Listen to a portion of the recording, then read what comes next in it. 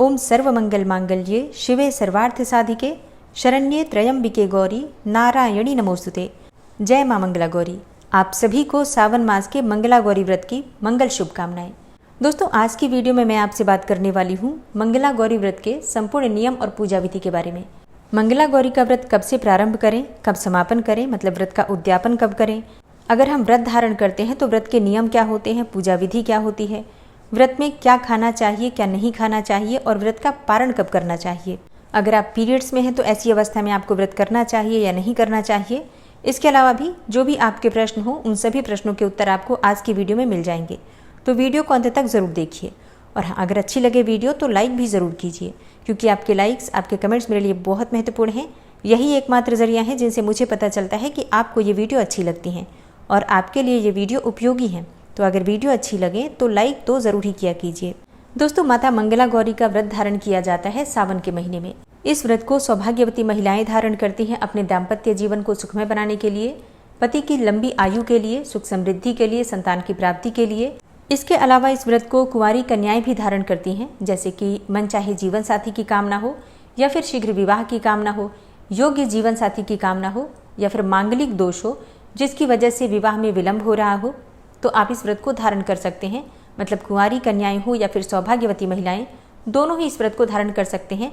व्रत के नियम सबके लिए एक ही होते हैं। तो सबसे पहले जानते हैं कि साल 2024 में मंगला गौरी व्रत कब और कितने रखे जाएंगे। देखिए, इस बार मंगला गौरी के 4 व्रत हमें प्राप्त हो रहे हैं। पहला मंगला गौरी व्रत होगा 23 जुलाई को, जो कि कल ही रखा जाएगा, और दूसरा मंगला गौरी व्रत होगा 30 जुलाई 2024 को। तीसरा मंगला गौरी व्रत 6 अगस्त 2024 को है और साल 2024 का आखिरी मंगला गौरी व्रत होगा 13 अगस्त 2024 को। इस प्रकार से साल 2024 में 4 मंगला गौरी व्रत हमें प्राप्त होते हैं। अब देखिए, मंगला गौरी व्रत करने के नियम क्या होते हैं। तो देखिए, बहुत से स्थानों पर इसके नियम अलग होते हैं। जैसे कि कई स्थान ऐसे हैं जहाँ पर कि सिर्फ सावन के महीने में जितने मंगलवार आते हैं उतने ही मंगलवार मंगला गौरी का व्रत रखा जाता है और फिर उसी साल उद्यापन भी कर दिया जाता है। और फिर अगली बार जैसे आप धारण करना चाहें तो फिर अगली सावन में फिर से कर सकते हैं। लेकिन कई स्थानों में इस मंगलवार के व्रत को यानी कि मंगला गौरी व्रत को 16 मंगलवार तक किया जाता है। मतलब अभी सावन से प्रारंभ करके जैसे कि हम 16 सोमवार का व्रत करते हैं, उसी प्रकार से 16 मंगला गौरी व्रत किए जाते हैं। और फिर 16 मंगला गौरी व्रत करने के बाद 17वें मंगलवार को इस व्रत का उद्यापन कर दिया जाता है। और अब कई स्थान ऐसे भी हैं जहाँ पर कि एक बार प्रारंभ करने के बाद पूरे 5 साल तक मंगला गौरी का व्रत किया जाता है। मतलब प्रत्येक सावन में प्रारंभ करते हैं और सावन में ही उद्यापन कर देते हैं, लेकिन हर साल व्रत करना आवश्यक माना जाता है। ठीक है, तो ये तो अपने अपने परिवार की परंपरा है। जैसा आपके क्षेत्र में अपने परिवार में जैसी भी परंपरा है उसके अनुसार आप ये व्रत धारण कर सकते हैं। व्रत के नियम, पूजा विधि एक ही प्रकार की होती है, बस व्रत की संख्या बदल जाती है अपने परिवार के, अपने क्षेत्र के नियम के अनुसार। ठीक है, तो ये तो आपके परिवार में जिस प्रकार से होता है उस प्रकार से आप करेंगे। अब जैसे कि मंगला गौरी का व्रत आप करना चाहते हैं तो व्रत के नियम और पूजा विधि क्या होती है। देखिए, सावन मास के पहले मंगलवार को मंगला गौरी का व्रत प्रारंभ कर सकते हैं आप। मान लीजिए किसी कारणवश आप पहले मंगलवार को नहीं कर पाते हैं तो दूसरे मंगलवार को कर सकते हैं। ठीक है, तो जिस मंगलवार को आप व्रत शुरू करना चाहते हैं आपको प्रातःकाल जल्दी उठना है। उठकर नित्य कर्मों से निवृत्त हो जाइए, स्नान कर लीजिए, उसके बाद साफ स्वच्छ वस्त्र धारण कर लीजिए। आज के दिन आपको लाल रंग के वस्त्र धारण करके माँ पार्वती की पूजा करनी चाहिए। ये व्रत हम सौभाग्य के लिए धारण करते हैं और अखंड सौभाग्य की प्राप्ति के लिए लाल रंग के वस्त्र धारण करके माँ पार्वती और भगवान भोलेनाथ की संयुक्त रूप से पूजा की जाती है। तो स्नान करने के बाद सबसे पहले भगवान सूर्यदेव को जल दीजिए। उसके बाद अपने घर के मंदिर में आकर शुद्ध घी का एक दीपक जला लीजिए और अपने व्रत का संकल्प ले लीजिए। देखिए, संकल्प लेना किसी भी व्रत का अत्यंत आवश्यक है। अगर हम किसी भी व्रत का संकल्प किए बिना उस व्रत को करते हैं तो उस व्रत का संपूर्ण फल हमें प्राप्त नहीं होता। इसलिए पहले व्रत का संकल्प ले लीजिए। जिस भी प्रकार से आप व्रत करना चाहते हैं उसी प्रकार से आपको व्रत का संकल्प लेना है। तो सबसे पहले अपने दाहिने हाथ में जल, पुष्प, अक्षत और एक सिक्का ले लीजिए और फिर भगवान भोलेनाथ और माता पार्वती को साक्षी मानकर आपको व्रत का संकल्प लेना है कि हे भगवान भोलेनाथ, हे माता पार्वती, हे मंगला गौरी मैया, मैं मंगला गौरी व्रत धारण करना चाहती हूँ। अपनी कामना बोलिए। और हाँ, सबसे पहले आपको अपना नाम बोलना है, गोत्र बोलना है और जिस स्थान पर आप रहते हैं उस स्थान का एड्रेस बोलना है। और फिर उसके बाद आपको अपने व्रत का संकल्प लेना है। किसी कामना के लिए कर रहे हैं तो अपनी कामना बोलिए माता से और फिर उस कामना को पूर्ण करने के लिए उनसे प्रार्थना कीजिए। इसके बाद व्रत में, पूजा पाठ में जाने अनजाने कभी भी कोई भूल चूक हो जाए तो उसके लिए क्षमा प्रार्थना कर लीजिए। संकल्प लेने के बाद आपके हाथ में जो सामग्री है भगवान शिव माता पार्वती के चरणों में अर्पित कर दीजिए और संकल्प लेने के बाद विधि विधान से भगवान शिव माता पार्वती की पूजा कर लीजिए। जैसे कि हम अभिषेक करते हैं भगवान शिव का, अभिषेक कर लीजिए। माता पार्वती का विग्रह है तो आप उनका भी अभिषेक कर सकते हैं। अच्छा, मंगला गौरी की पूजा के लिए आप चाहें तो अलग से चौकी लगा सकते हैं या फिर घर के मंदिर में भी जहाँ पर विराजित हैं भगवान शिव और माता पार्वती, वहाँ पर भी पूजा कर सकते हैं। तो अगर आप चौकी लगाते हैं तो लाल कपड़ा बिछाकर और माता पार्वती को, भगवान शिव को उसी चौकी पर विराजमान कर लीजिए। सामने शुद्ध घी का एक दीपक जला दीजिए और फिर धूप, दीप, अक्षत पुष्प इत्यादि सभी चीज़ें भगवान शिव माता पार्वती को अर्पित कीजिए। भगवान भोलेनाथ की पूजा में आपको भांग, धतूरा, बिल्वपत्र ये सभी चीज़ें एक एक करके अर्पित करना है और माता पार्वती को लाल गुड़हल के पुष्प अर्पित करने हैं। अब मंगला गौरी व्रत में एक नियम होता है षोडशोपचार पूजा विधि का, मतलब 16 उपचारों से माँ की पूजा की जाती है। माता मंगला गौरी की पूजा में 16 प्रकार की चीज़ें भी अर्पित की जाती हैं। अब इसमें आप चाहें तो सारी चीज़ें मिलाकर 16 हो जाएं, इस प्रकार से भी अर्पित कर सकते हैं, या फिर प्रत्येक वस्तु 16-16 की संख्या में भी अर्पित कर सकते हैं। जैसे कि 16 पुष्प अर्पित कर सकते हैं, 16 फल अर्पित कर सकते हैं, 16 मिठाइयाँ अर्पित कर सकते हैं। इस प्रकार से जैसे कि 16 चूड़ियाँ अर्पित कर सकते हैं। सुहाग की सामग्री में 16 चीज़ें आप अर्पित कर सकते हैं, 16 सुहाग की सामग्री आप अर्पित कर सकते हैं। तो ये आपकी इच्छा पर, अपनी क्षमता पर निर्भर करता है। आपके पास जितनी भी चीज़ें हों उसके अनुसार यथाशक्ति यथासंभव माँ की पूजा आराधना आप कर सकते हैं। एक और प्रश्न आता है आपका कि क्या हर मंगलवार को हम 16 की संख्या में सभी चीज़ें अर्पित करें या प्रत्येक मंगलवार को 16 सुहाग की सामग्री अर्पित करें? नहीं, देखिए, प्रत्येक मंगलवार को नहीं करना है आपको। आप चाहें तो पहले मंगलवार को 16 सुहाग की सामग्री अर्पित कर सकते हैं या फिर अंतिम मंगलवार को या बीच में किसी भी मंगलवार को 16 सुहाग की सामग्री आप अर्पित कर सकते हैं, अगर आपके पास उपलब्ध है तो। क्योंकि देखिए, अगर आपके पास क्षमता नहीं है तो ऐसे में आपके पास जो भी सामग्री है, जितनी भी सामग्री है, उसी से माता की पूजा आप कर सकते हैं। कोई ऐसा नियम बंधन नहीं है कि आप 16 सामग्री के बिना माँ की पूजा नहीं कर सकते हैं, ठीक है। लेकिन अगर आपके पास उपलब्ध है, आपकी सामर्थ्य है और आपकी इच्छा हो कि आप हर मंगलवार को 16 सुहाग की सामग्री अर्पित करें या 16-16 की संख्या में सभी चीज़ें अर्पित करें, तो बिल्कुल कर सकते हैं। इसे श्रेष्ठ ही माना जाएगा। तो सुबह के समय जब आप पूजा करते हैं तो अपने समय के अनुसार संक्षिप्त रूप से भी पंचोपचार विधि से पूजा कर सकते हैं, व्रत का संकल्प ले सकते हैं। मंगला गौरी व्रत में जो विशेष पूजा होती है वो शाम के समय की जाती है। शाम की पूजा में ही सुहाग की सामग्री अर्पित की जाती है, अच्छी तरह से विधि विधान से माँ की पूजा की जाती है और 16 बातियों वाला दीपक प्रज्वलित किया जाता है। अब मान्यता है कि 16 बातियों वाला दीपक आटे का बनता है। आटे का दीपक बनाकर उसी में 16 बातियाँ डालकर और ये सभी 16 बातियाँ माँ के सामने प्रज्वलित कर दी जाती हैं। मतलब एक बाती नहीं जलाना होता है, सभी बातियों को प्रज्वलित करके और माँ की आरती की जाती है।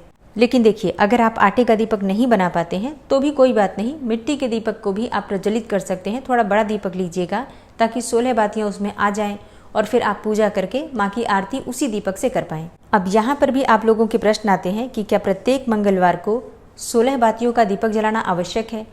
देखिए, आप जला पाते हैं तो बहुत अच्छी बात है, लेकिन मान लीजिए कि आप हर मंगलवार को नहीं जला पाते हैं तो भी कोई बात नहीं, एक बाती का दीपक जलाकर भी पूजा की जा सकती है, कोई ऐसी समस्या नहीं है।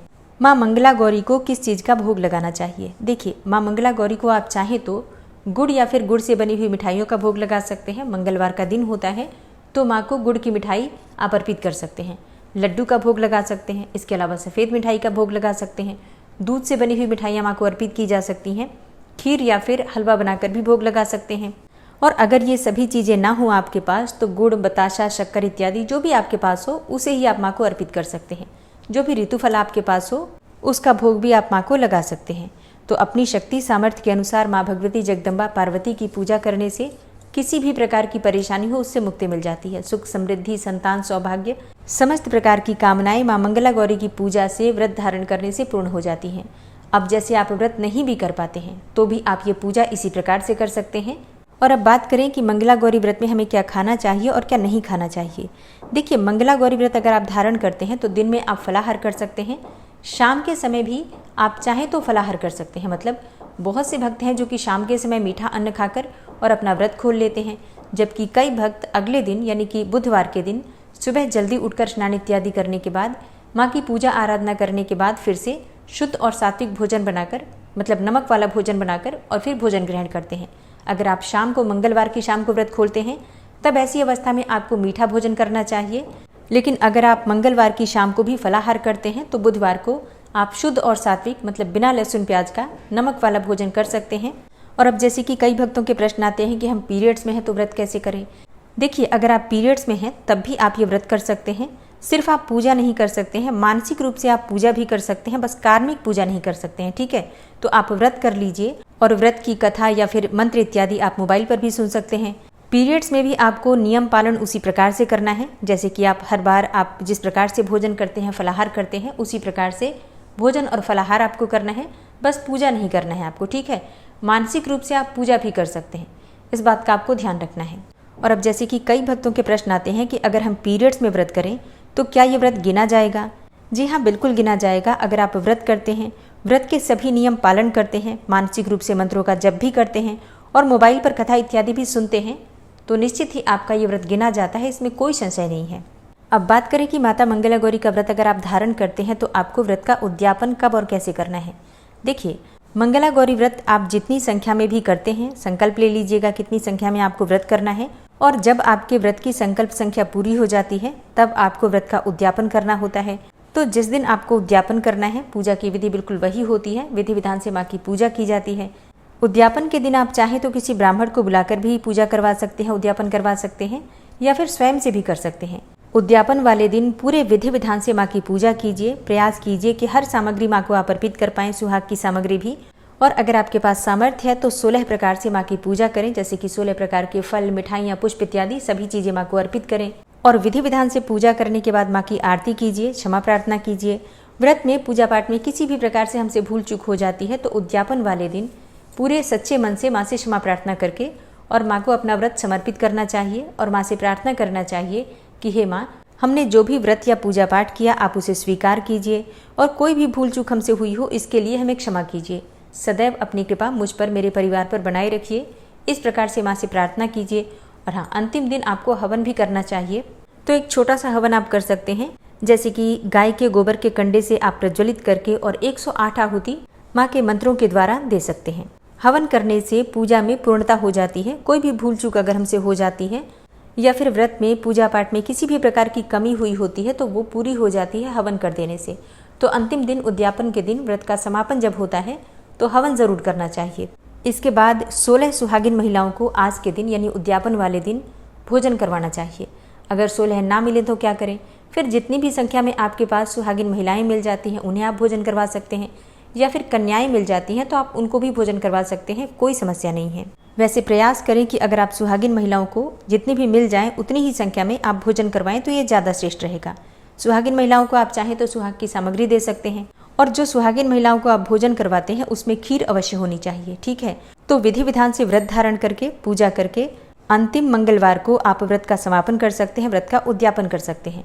तो अगर आप मंगलवार का व्रत सिर्फ सावन के महीने में ही करते हैं तो ऐसे में चौथे मंगलवार को आप व्रत का समापन कर सकते हैं, उद्यापन कर सकते हैं। ठीक है, उद्यापन की विधि यही होती है, चाहे आप 16 करें, 5 साल करें, या फिर 5 मंगलवार करें, 4 मंगलवार करें, उद्यापन और पूजा की विधि यही होती है।